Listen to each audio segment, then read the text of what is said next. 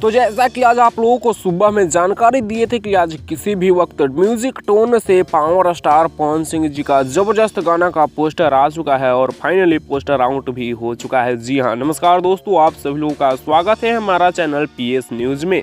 Video को आगे देखने से पहले लाइक करिएगा, चैनल पे नए होंगे तो सब्सक्राइब करिएगा, साथ ही में घंटी को ऑल पे सिलेक्ट करके इस वीडियो को आगे शेयर जरूर करिएगा।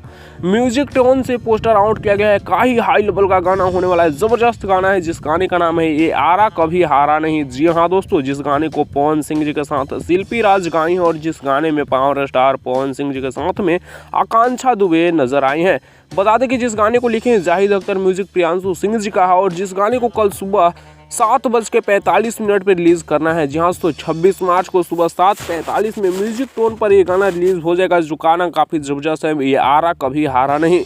फिलहाल इस गाने को सुनने के लिए कितने लोग एक्साइटेड है नीचे कमेंट्स में बताइएगा। और टाइटल इस गाने का कैसा लगा भाई? टाइटल ही सुन के लग रहा है कि गाना तो बहुत ही बवाल होने वाला है। फिलहाल पोस्टर भी काफी हाई लेवल का है।